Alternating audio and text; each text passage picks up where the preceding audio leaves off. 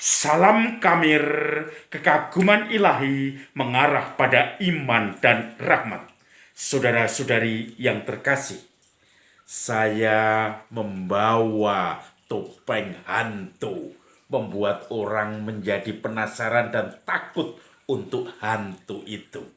Padahal hantu sekarang bukan yang menakutkan, tetapi hantu yang berwujud uang, berwujud kenikmatan, berwujud perselingkuhan, berwujud segala macam yang membuat orang semakin jatuh di dalam dosa. Dan itu adalah hantu-hantu yang nikmat, yang tidak menakutkan tetapi yang menggembirakan. Saudara-saudari yang terkasih, hantu kadang-kadang membuat orang menjadi ketakutan, tidak bisa tidur. Ketika saya diberitahu bahwa di salah satu kapel atau gereja di stasi saya, katanya setiap malam sering diketuk pintu kalau ada orang yang nginep di rumah itu. Selalu diketuk, ada satu orang, dua orang cerita, menjadi viral ceritanya. Maka saya pun ketika menginap di stasi itu, pintunya saya buka, biar dia tidak usah mengetuk-ngetuk, langsung masuk, saya tunggu di dalam. Dan ternyata juga memang tidak ada yang mengetuk karena pintunya dibuka, tidak ada gunanya untuk mengetuk lagi. Hantu itu semua menjadi cerita satu dengan yang lain, turun-temurun. Saudara-saudari yang terkasih, rupanya Injil hari ini juga bicara tentang hantu, tentang setan. Ketika Yesus baru saja mengusir setan dari salah seseorang yang kerasukan setan, kemudian beberapa orang mengomentari, dia mengusir setan dengan kekuasa Beelzebul, penghulu setan. Lalu Yesus juga mendengar mereka yang menuntut tanda dari dia.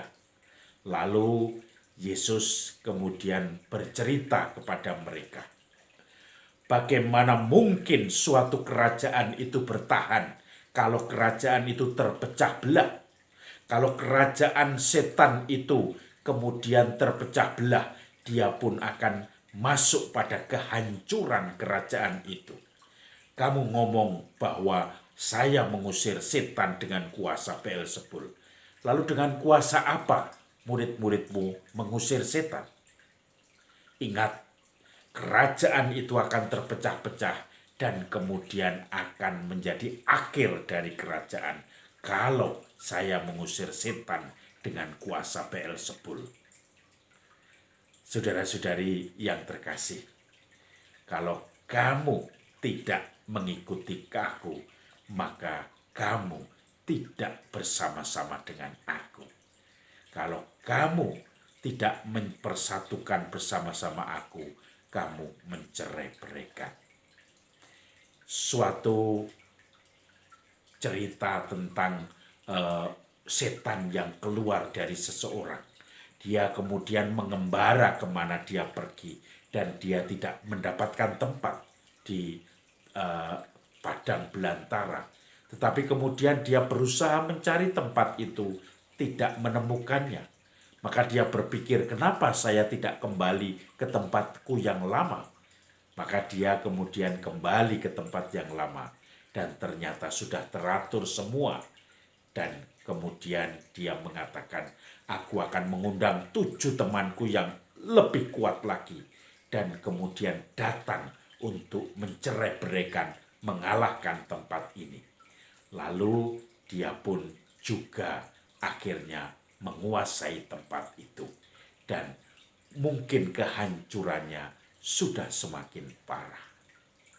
Saudara-saudari yang terkasih, Yesus juga mengingatkan, suatu rumah kerajaan dijaga oleh orang yang kuat, maka amanlah rumah itu. Tetapi ketika datang orang yang lebih kuat dari penjaga itu dan mengalahkan orang itu, maka orang itu pun akan diringkusnya, dan kemudian senjata-senjata akan disitanya, dan kemudian dia akan hancur dan kekayaannya, jarahannya akan dibagi-bagikan oleh orang yang mengalahkan itu. Itulah suatu prinsip kerajaan.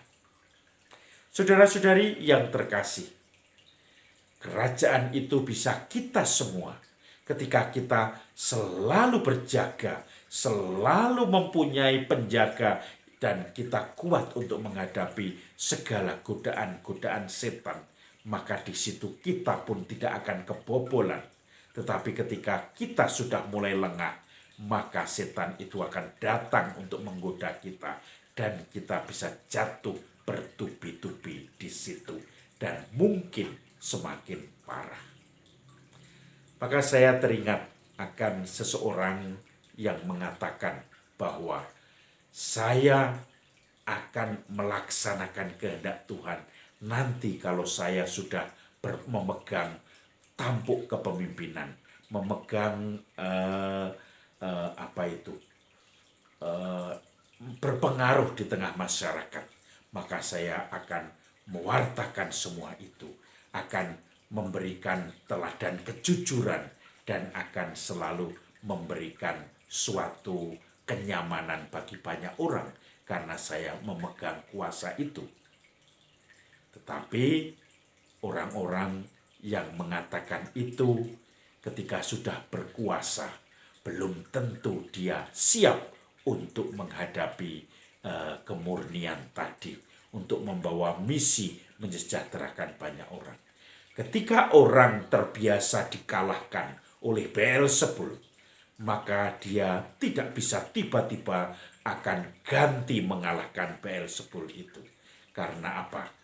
Orang yang sudah mempunyai jabatan, mempunyai suatu multiplying effect untuk setiap keputusan-keputusannya yang berdampak luas, maka dia pun idealnya bisa membawa kesejahteraan bagi masyarakat. Tetapi itu tidak serta-merta, itu harus dibangun ketika dia masih merangkak dari bawah untuk selalu setia dengan prinsipnya itu. Tetapi kalau tidak dan mengatakan atau berjanji nanti ketika sudah berkuasa saya baru akan berbuat hal-hal yang membuat orang banyak bahagia, di situ belum tentu. Kebiasaan dikalahkan oleh Beelzebul, dia tidak akan punya kuasa Roh Kudus untuk mengalahkan Beelzebul itu. Maka mari kita bersama-sama memupuk kebiasaan kita, habitus kita untuk selalu berusaha memerangi Beelzebul itu.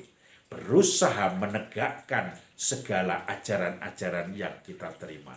Dan setelah itu kita akan mendapatkan kebiasaan habitus, suatu insting dalam hidup kita untuk melaksanakan apa yang dikehendaki Tuhan.